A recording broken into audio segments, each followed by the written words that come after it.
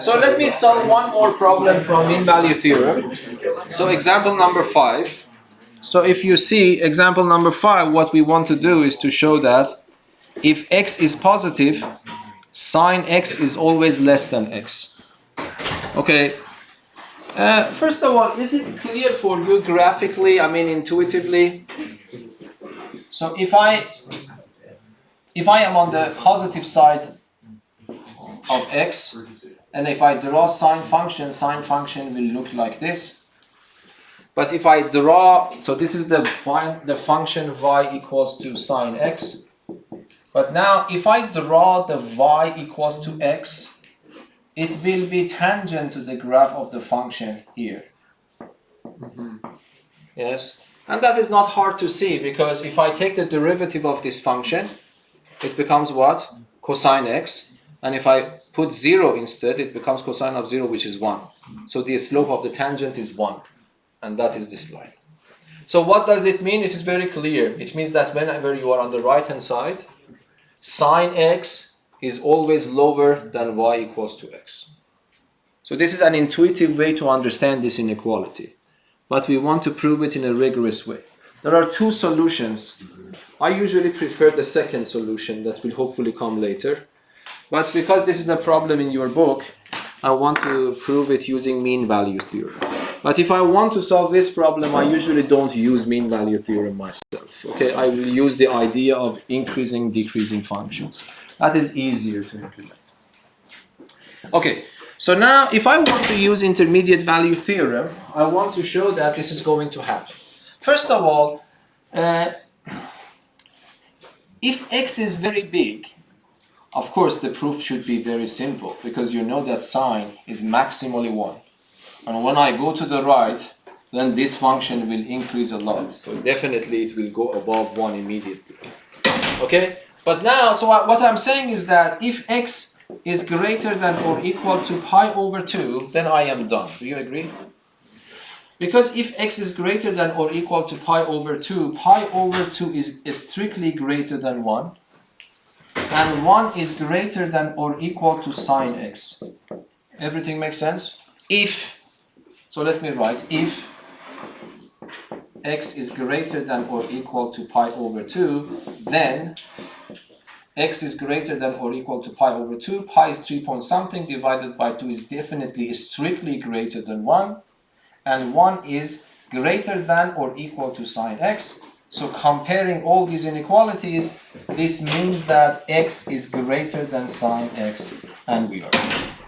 Yes. Can't we just say if x is greater than or equal to 1? Greater than? Greater than or equal to 1, then we're done with identical logic. Why do we need to go all the way to pi by 2? No, the reason is that because I want to prove it between 0 and pi over 2, and I want to keep myself in the first quadrant, this becomes clear in the next part. Okay. Yes? Yeah. I don't know, for some reason I think what the book has written is not correct. The book has written it for 2 pi, and then they will have a trouble later. That's what I'm going to explain. Because this problem is in the book and the solution is also there. The next problem is correctly solved in the book as well. You have like 4 parts there. You go up, you go down, then you go under, and then you go up again. So it's like 4 parts, 4 quadrants. So that's he's exactly telling that. No, but of course, no, what he's asking is that it wasn't enough just to start with 1. What we are saying is correct for this part. Then I will have a little trouble on the second part. That's why I fine-tune it a little bit to choose pi over 2. Okay? And now what I do, I will consider this function f of x sine x. So I would say that let x be less than pi over 2 now. So I want to show that for all positive x this holds. I told you that if x is greater than or equal to pi over 2, which is some special case of this condition, this works. So if I want to prove it, so we assume that x is between 0 and pi over 2, because according to the problem x is positive. Beyond pi over 2, I proved it very simply. So the only thing that I need to convince you about is what happens if x is between 0 and pi over 2, and I want to show that again that is correct. So we assume that x is between 0 and pi over 2. So let me draw a picture for you. So here is 0, here is pi over 2, and x is somewhere between 0 and pi over 2. This is my x. Okay? Now consider the function. It is not very hard to guess. I'm talking about sine function. This function f of x equals to sine x on the interval. So if you don't mind, let me write it f of capital X so that you are not confused by this x. This x is already chosen somewhere between 0 and pi over 2. So consider the function f of capital X equals to sine of x on the interval. Consider this function. Okay? F is continuous on 0 and pi over 0 and x. F is differentiable on 0 and x. Big X. No, not big X. I am talking about the function. So I am using the input of the function capital X. This x is that x that I have chosen. Is that right? Okay. So you see, let me explain again. What you are supposed to show, someone gives you one x which is positive, you are supposed to convince the person that for that x, sine x is less than x. This is the logic.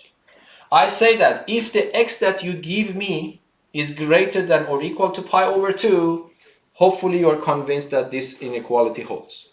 Now, another scenario is that the x that you give to me is not only positive but less than pi over 2. I have to convince you that again this is true. So the person gave you the x is fixed somewhere between 0 and pi over 2. For that x, I want to show that sine x is less than x. Is that right? Okay. Now I introduce my function with capital X so that you are not confused with this x here, which plays the role of the input, and that x which is fixed there. Okay. So I would say that now f is continuous on 0 and x, because f is continuous everywhere. It is differentiable on 0 and x because it is differentiable everywhere. So then I use mean value theorem.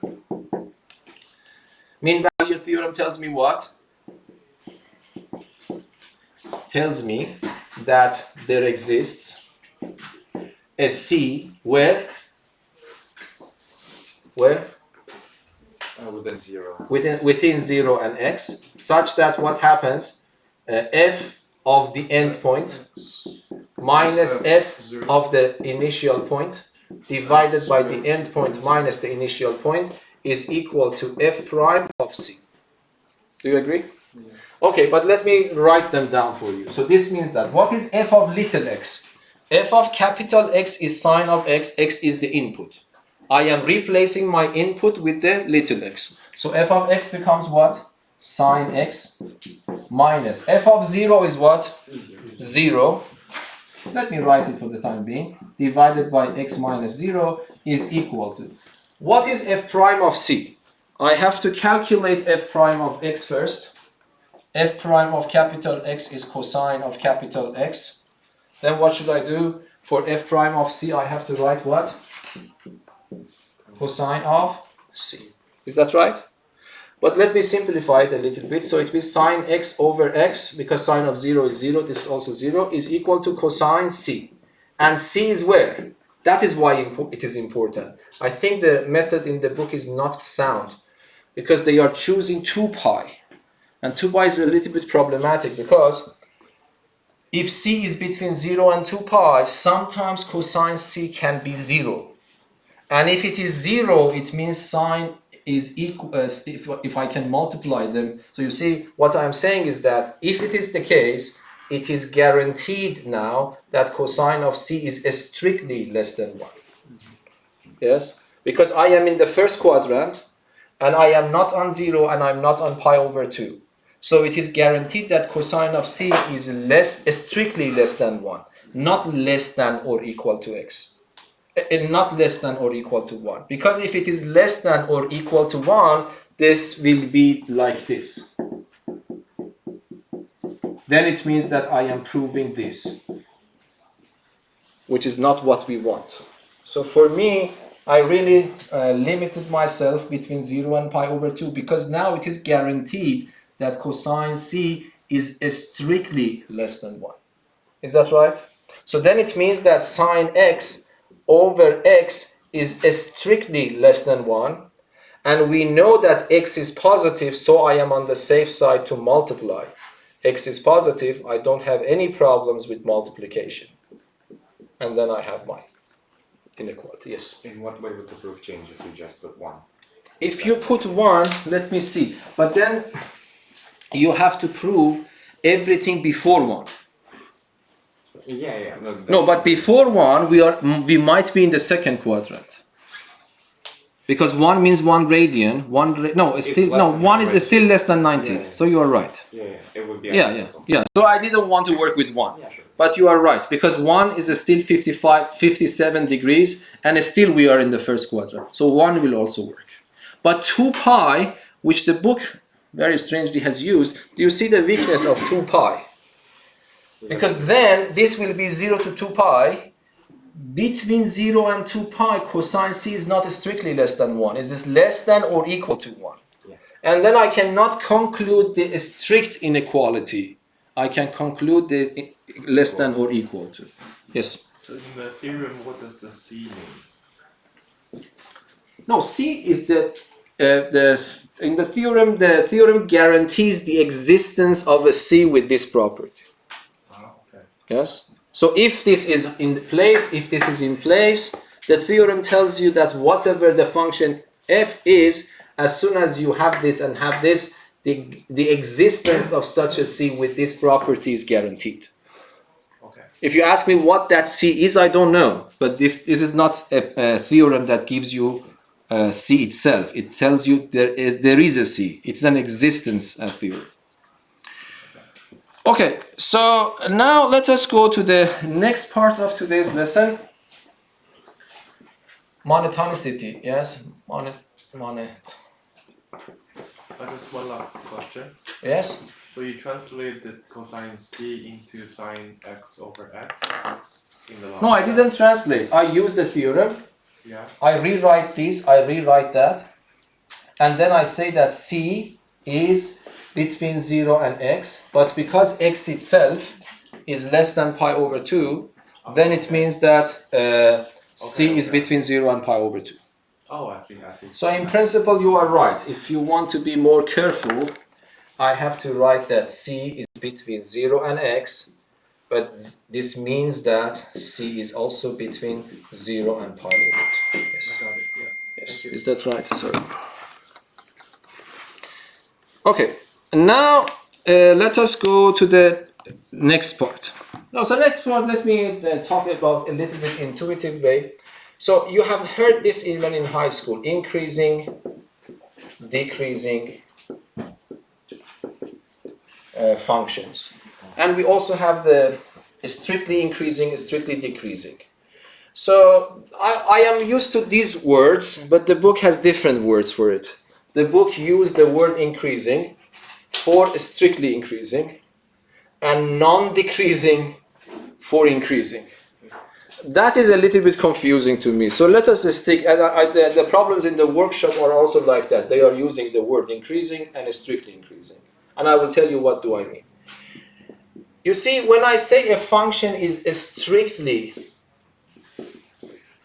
increasing, it means that when I go to the right, the height of the graph of the function goes higher and higher. That's the meaning. For example, this function is an increasing function. Because as I go to the right, the height of the graph is going up higher and higher. That's the meaning of a strictly increasing. So in other words, if I want to define it properly, it means that if x1 is less than x2, if this is the case, then f of x1 is also less than f of x2.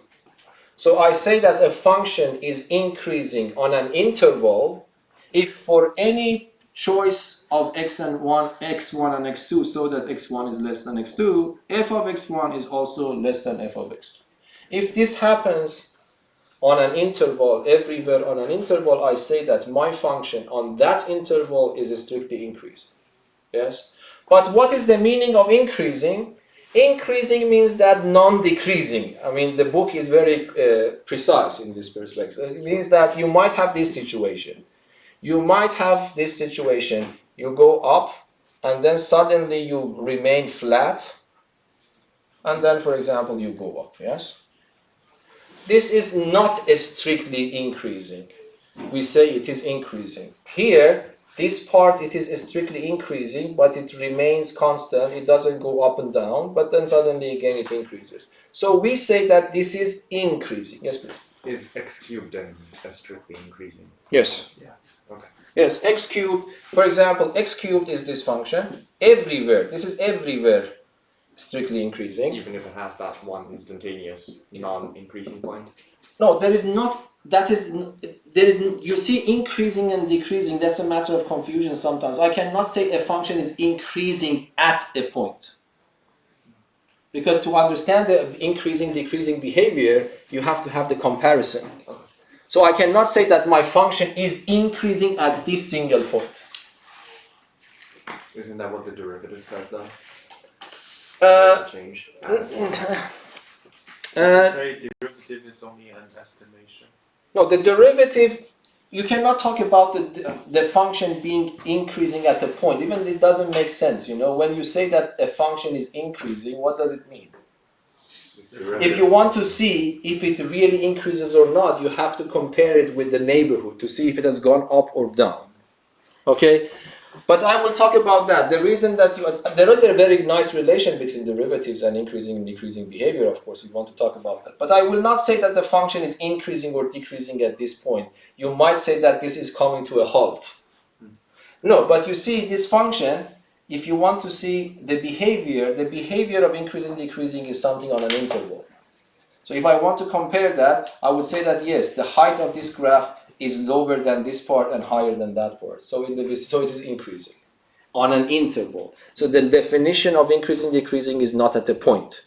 By definition, we define it on an interval. Okay, but for example, if I have y equals to x squared, what I can say that the function on this part is strictly increasing, but here, when I go to the right, it goes down, so it is strictly decreasing. So if I want to write it more properly, if I give you an interval I, any kind of interval, we say that a function f is strictly increasing. You see, this is the definition. Increasing, I don't say at a point, I would say on I. If for all x1 and x2 in I, if x1 is less than x2, I can conclude that f of x1 is less than f of x2. Yes? This is the definition. So in that definition, I'm not talking about increasing, decreasing behavior at a single point. So if you give me an interval, I can see that if my function is strictly increasing on I or not. It is strictly increasing on I if for every pair of x1 and x2 that I choose from my interval, this condition implies this condition. If this happens, then it means that it's strictly increasing. But if you don't like the mathematical definition, that is intuitively the case. When you go to the right, the graph goes higher and higher. Yes? Okay, can you tell me, if I take up this word, what change I have to make to this definition? Equal sign on that. So yes, if this is the case, it is not guaranteed this one, but this one is guaranteed. Either less or remains equal, if I take the word strictly out. Okay, now can you tell me if I change this to decreasing? Strictly decreasing. How should I change this? Just change the sign. I keep the signs here the same. x1 is the x, but f of x, so if I go in this direction, Yeah, you're right. x1 is still less than x2, but f of x1 is greater than f of x2. So this symbol should be changed to that one. And if I take this off, then I put equality here. Yes, please. So it means a thing can increase and decrease at the same time. Not at the same time, on different intervals. Because both of them involve zero, equal, right? Zero? Equal sign, the equal sign. Yes, yes. If I have a constant function, it is increasing and decreasing at the same time. Yeah. Yeah, that's correct. Not strictly. If I have a straight horizontal line, yes, but it is not strictly increasing or strictly decreasing. So mathematics is just an estimation about the world. No. The best estimation we can come up with. Yeah, we can talk about this philosophy later, okay, but let us continue. Yeah, of course, I love these kind of philosophical questions. Okay, so what I am telling you, I have written you in a remark, so don't get confused. If you read the book is using non-decreasing for increasing, okay? So don't, but in the workshop problems, they are using my standard vocabulary. Okay, but now we want to answer your question. What is the relation between increasing, decreasing behavior and the notion of derivative? Because I want you to understand, the logic is not if the graph is given. If the graph is given, even a primary school student can see the behavior if the function is increasing or decreasing. For example, if I give you this graph, for example, something like this. Yes?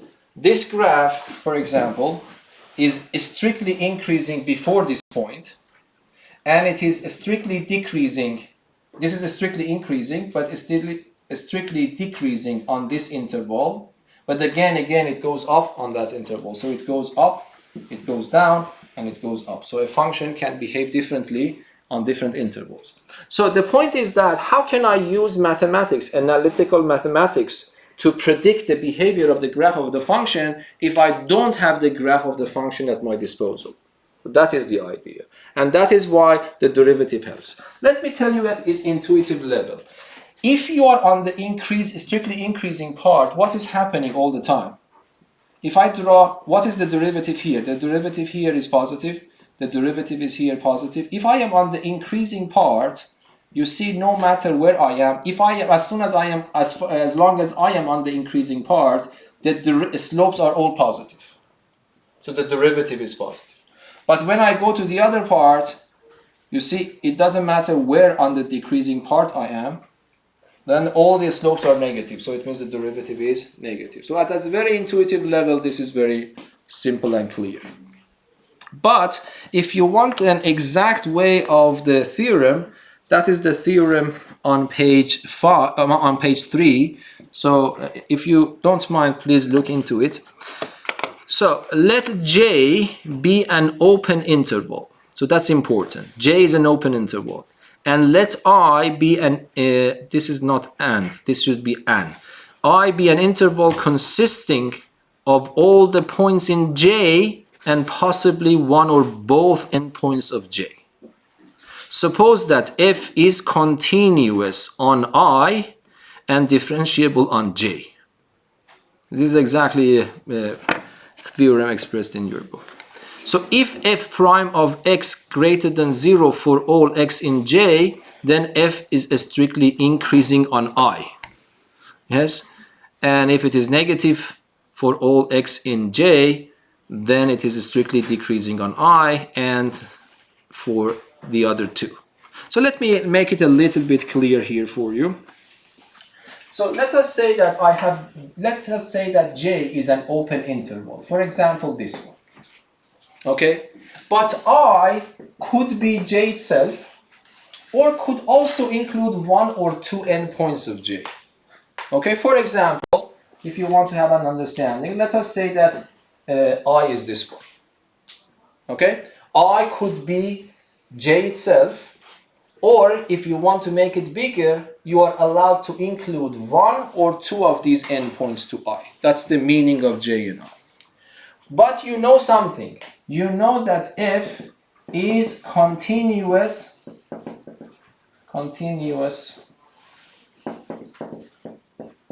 on I, and you know that F is differentiable on J. Okay? And you know that for all x in J, f prime of x, for example, is strictly positive, then you can guarantee that f is strictly increasing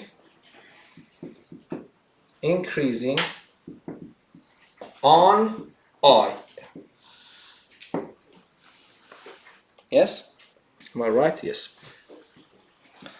This is, I haven't done anything, I just explained the problem again. So if I give you an open interval, I is the same open interval or at most includes one or two endpoints, and you have two assumptions. You know that f is continuous on this I, f is differentiable on that j, and then for every x in j, f prime of x is positive. If that is guaranteed, then f is strictly increasing on I.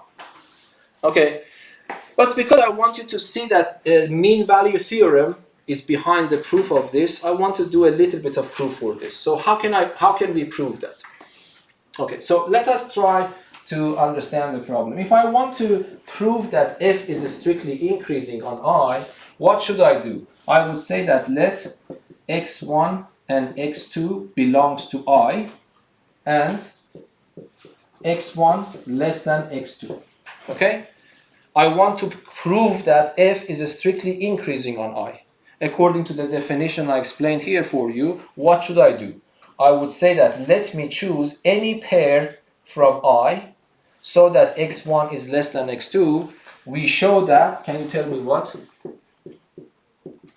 We show that, my goal is to prove this. I choose two arbitrary elements from I so that one of them is less than the other one. We show that what? Can you fill it up? So it means that you are not with me, are you? No. You see, I want to prove this theorem. Okay?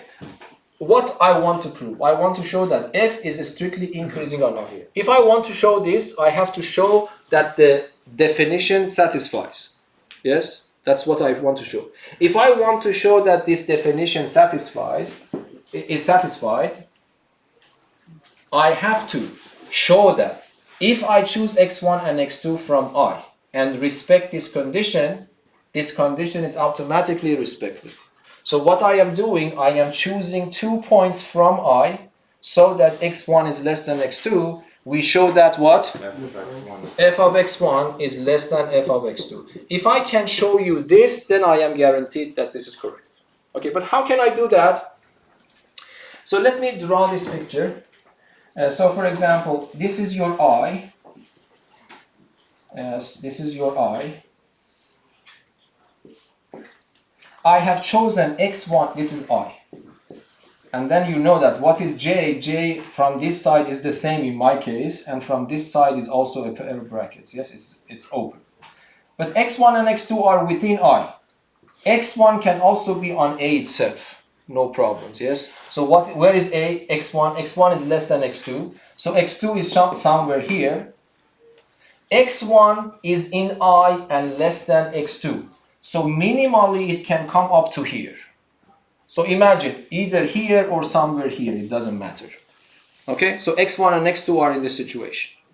Okay, but now consider this interval. Yes? This interval, can I say that f is continuous? Continuous? Yeah. Why? Because I told you that f is continuous on this I. x1 and x2 are there, so f is also continuous. Even if x1 is a itself, that's okay. Yes? Can I say that on this interval, f is differentiable? Yes. Yes. Because even if x1 is exactly on A, because I am not considering x1, I don't have any trouble. Because I will be in the range of j, and j guarantees differentiability. So f is differentiable here. So mean value theorem allows me to do what? They guarantee the existence of a C where such that f of x2 minus f of x1 divided by x2 minus x1 is f prime of C. Are you with me or not? Yes? I want you to understand that you don't need to be worried about if I am including this or not, because in the worst case scenario, x1 is on A. but still everything is intact. Okay? But now can you help me to complete the problem? So what is f prime of c? C is the point between x1 and x2. So C is here. If C is here, do you agree this is also in J? Yeah. And they are telling me that every element in J has derivative positive. So this is guaranteed that, this means that automatically C belongs to J as well. So this means that this number is positive. Yes? But what about the denominator? So I have a fraction which is positive. What is the denominator? Positive or negative? Look at this condition. x2 is greater than x1, so it's positive. So I have a fraction that I know it is positive, and I know its denominator is positive. What can I conclude? I can conclude that the numerator is also positive. And that is what I wanted to show. Okay? So I hope that I could somehow answer your question that increasing, decreasing is a behavior, is an interval behavior. Yeah. My question. You can say that a function, you can say that the derivative is positive at a single point. I agree with you, if the slope is positive. It will somehow predict the future behavior of the function. Okay, but if I just know it, there is an example here in the problem. And I want to skip it, but that's the hardest problem in your workshop problems. Sure. So it shows that f prime of 0 is 1. It is not that easy to get. So it is positive. But the function is not increasing in any interval around 0, no matter how you make it small. It doesn't matter how you have an interval over 0, it still oscillates. Even if at one single point, this is positive. Do you agree? Do you understand? I didn't give you the example. I have written down the example in the notes, and it is also in your workshop. It is also in these notes. But I have put the remark there. There is a function that mathematicians artifacted. It's not that easy to come up with these examples, for which the derivative at one single point is 1 positive, but then you are supposed to show that no matter how I make the interval around 0 small, still I see oscillating behavior. Yes? So it means that this at one single point does not guarantee anything about increasing, decreasing behavior of the function. Okay. Is that clear? Yeah. One more thing. Yes? The theorems state that if f prime of x is greater than or equal to 0, so it's almost identical case, then it's just increasing.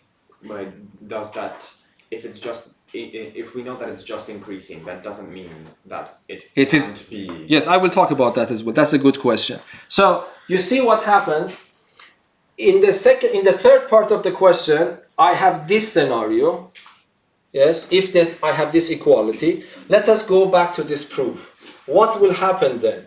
This means that if you know this, in principle, you are not allowed to put it strictly there. Can you see it in this proof? Yes, why? Because when I reach to this point, exactly as before, but this is not strictly greater than 0, it is greater than or equal to 0. So this means that the numerator is greater than or equal to 0, which will guarantee this one. Yes? If that's the case. So this means that if this is the case, if you want to follow the same proof, you are not allowed to put the strictly adverb there. Okay? But there is a higher level theorem that is mentioned in the book without proof, is that if the derivative is greater than or equal to 0, but f prime of x equals to 0 at isolated points, So not in a row. but still you can put the strictly adverb there, even if f prime of x is greater than or equal to 0. So let me repeat this again. If I want to follow this proof is not capable of putting the adverb strictly there if you put equality here. The most you can bring out from this proof is this one. Okay? Is that understandable? But there is another theorem that you need to know, but you don't need to know, because that's a very hard theorem to prove, is that if you have this, but f prime of x is equal to 0 in a bunch of isolated points.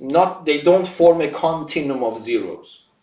So you have 1 0 here and a 0 a little bit later. I mean, you can have isolated zeros. Then, even if this is the case, by another method, you can still put the adverb strictly back. Is that right? Is that right? For example, as you mentioned, f of x equals to x to the power of 3. Let us say that you don't know the second theorem that I mentioned. You just know the theorem that I mentioned and I proved. So what you do, you take the derivative, it becomes 3x squared. You cannot say this is a strictly positive because sometimes x is 0, but you can say this is greater than or equal to 0. If you don't know that advanced theorem, what is the best you can say? You can say the function is increasing, always. Yes? This is the most you can say. But when you draw the graph, you see it is always, I mean, this is not a good graph. It touches this one and goes up. But still, it's always strictly increasing. Why is that? Now, if you have the more advanced theorem at your disposal, you can still guarantee the adverb strictly. Why? Because when you put it equal to 0, how many zeros you get? You get 1, and 1 is an isolated. But let us say now, for example, let us do it one by one. Is that clear? So if the derivative becomes 0 at a bunch of isolated points, still you can have this adverb strictly back to the problem. Is that right? But that is, I want you to know, this is not this theorem. It's another advanced theorem. Okay? Okay, so let me, if you don't mind, let me, for example, solve this problem, example number 10. And then might be, if we have time, we come back to the other ones. So example number 10 is a good example to show you the more advanced theorem. If I have f of x equals to x minus sine x, what is it mentioned? Show that this function is strictly increasing on every interval. Okay, we want to show that strictly increasing on every interval.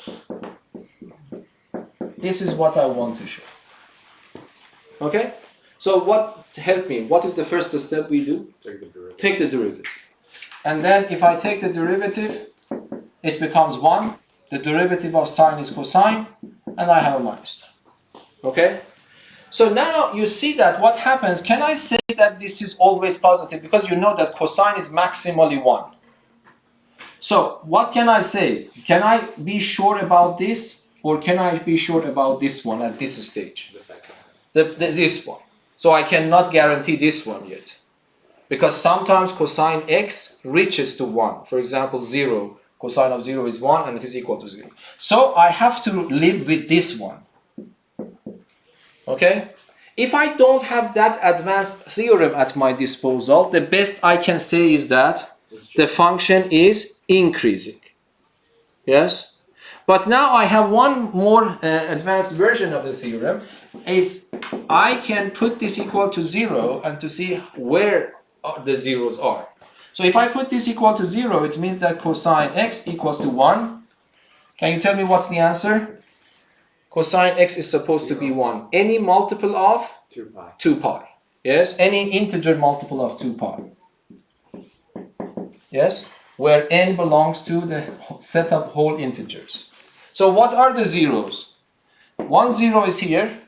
Another 0 is 2 pi. Another 0 is 4 pi, etc. Another 0 is minus 2 pi, minus 4 pi, and etc. These are infinitely many zeros, but they are isolated. Isolated means that I can draw an interval around them without intersecting one another. I can draw a small interval around that. I can draw another interval around that. There is no intersection between these intervals. So they are isolated points. So, because of the most advanced version, can I go back and say now this is strictly increasing? Yeah. Yes. So this function is strictly increasing even though the derivative is sometimes 0. Okay? Zen pi over 2 plus 2 and pi. What? Zen pi over 2 plus 2 and pi. Oh, yes. So, No. so thank you very much for correcting me. So it is what? It is n pi plus pi over 2. Yes, because cosine is supposed to be 0. Thank you very much for correcting me. These two. Yes, so it means that it should be n pi. Anyway, but these, so for example, one of them. We only need Yeah, but one it's though, not one. minus one, so it should be 2 and pi still. Ah, yes, cosine x is, no, sorry. You confused me. No, it was correct. It was correct. Yeah. Yes, it was correct, sorry. No, because we want to have it 1. So 1 is here only. Yeah. Cosine x is 1 there. So that was correct. Okay? But anyway, if it was the other way around, still it was correct for this theorem. Because what I need is isolated zeros. Yes, please. Also, the more advanced theorem confines that there can be only one single point that is 0, right?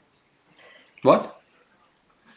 So the theorem Up to one single point, yes. so only one. Yeah, in this case it was only 1 for x cubed. It can only be one, right? It can also be 1, only 1 0. Cannot be 2, 3. Yes, it can be, but yeah, I mean, if you have any number of zeros, they are isolated. But sometimes functions have a continuum of zeros. For example, yes, you can have absolute values. You can artifact some absolute value functions so the zeros are continuum, you know. So sometimes it is possible. But the problem is that if the zeros are isolated, you can still go back and reserve this adverb strictly. Okay. What does it mean by isolated? I told you, isolated means that you can put you can put open intervals around the points without having them to intersect. So this 1, 0, and 1, I put here an interval. This interval includes 0, this interval includes 1, but there is no intersection between these intervals. Okay. Yes? Yeah. Yes. One question. So in the exam, should we write that it's strictly increasing because it have isolated zeros? Yes. Okay. Yes. Usually they ask you, for example, in this problem, I have asked you, show that it is strictly increasing. If you use the main theorem and then finish it and say it is strictly increasing, they will deduct some points from you because the main theorem does not guarantee the adverb strictly. You should mention that because the zeros of the derivatives are isolated zeros and we have the derivative is greater than or equal to 0, together it gives me this back. Yes, is that clear? Okay. Okay. Now, if you don't mind, let me go and show you how we can solve this problem, you know. I usually like this theorem to prove this.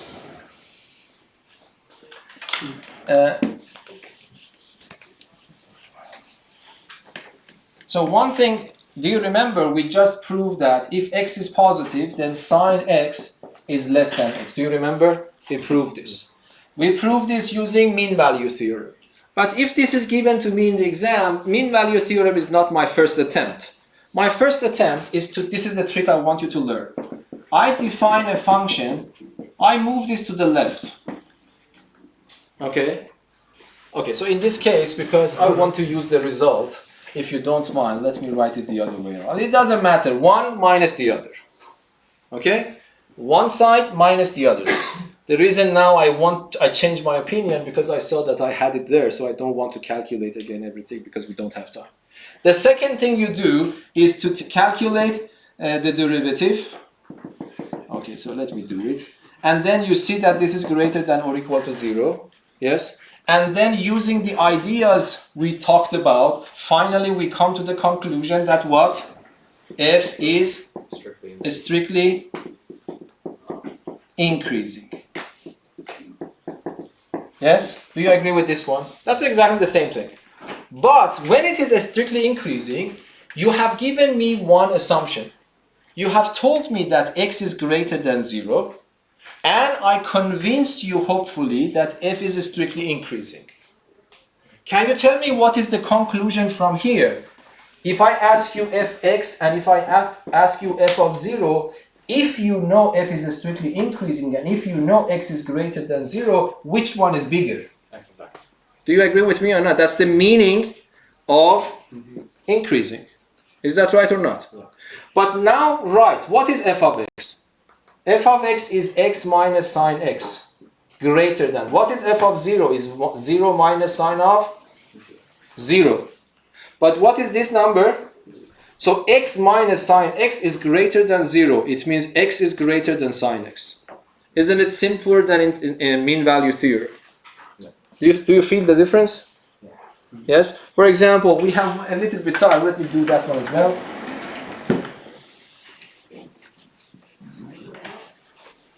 So for example, you want to prove this inequality. You want to prove that 1 plus x to the power of 3 halves is greater than 1 plus 3 over 2x. In this course, when you have inequalities, always think about this method or the mean value theorem method. This one, I would prefer this one myself. So can you help me? You need to define a function. And you don't need to be so creative. Your function is one of them minus the other one. So it becomes 1 plus x to the power of 3 over 2 minus 1 minus 3 over 2x. By the way, I forgot to mention they have told that x is positive. Yes, x is positive. Okay, the second thing you do is to take the derivative. The derivative of this is the chain rule. 3 over 2 goes down. 1 plus x to power 1 over 2. But let me emphasize, I have to multiply by the derivative of 1 plus x, which in this case accidentally doesn't matter. And then minus, this is 0 minus 3 halves. And then if I simplify it, I would write it as 3 over 2 square root of 1 plus x. This is just 1 minus 3 halves. If you don't mind, let me factor this. Okay, now I'm waiting for you. What is my goal? I want to say something about increasing, decreasing behavior of my function. Okay? X is positive. Can I guarantee something for this? If x is positive, strictly positive, I add a positive number to 1 and I take a square root of a number greater than 1. It is definitely strictly greater than 1. So this is positive since x is positive. Yes? So the whole expression becomes greater than 0, strictly greater than 0. So I don't have any trouble here. It's strictly greater than 0. So therefore, what can I conclude? Hence, f is strictly increasing everywhere. On the interval from x Yes. to positive. Yes, increasing. And by the way, it is increasing on its domain. It's increasing everywhere on its domain. On its domain. What Okay. if you plug in like minus 1? Then it will- Again, for minus 1, we can use the more advanced theorem because there will be one isolated 0. Yes? So that's not a big problem. But the point is that you need to convince the person who's correcting your paper. After this step, what do? You would say that x is greater than 0 and f is strictly increasing. So what does it mean? It means that f of x is also greater than f of 0. Do you agree? Yeah. Okay. But what is f of x? F of x is what I defined for you from the beginning. So f of x is this expression, 1 plus x to power 3 halves minus 1 minus 3 over 2x is greater than f of 0. F of 0 means replace x with 0. But if you calculate this one, what is this number? minus 0. Minus 0 Yes, this is 0 and this is 1 to the power of 3 halves minus 1. That's also 0. Yes. You can't say it strictly increases everywhere in its domain. It doesn't increase from negative 1 to 0. If you plug in x is equal to negative 1/2, you get a negative derivative. If we say at the start that x is like Yes, you are right. So it means, so the domain, if I have a negative value, so what should I say then? It increases everywhere from x greater than 0. Yes, everywhere on the domain is greater than 0. 0 and The domain infinity. is x greater than negative 1. Yes, you are right, because Up to negative 1. if x is a little bit negative, it cannot be very big negative because then it is not defined at all. But if it is less than, it's a negative but smaller than, bigger than -1, this is still, I am in trouble. Yes, then it means that I cannot guarantee that. Because this, in principle, can be smaller than 1. Yes. Yes. You are right. So then it means that, by the way, we can do it the other way around. We can have another inequality, if I am right.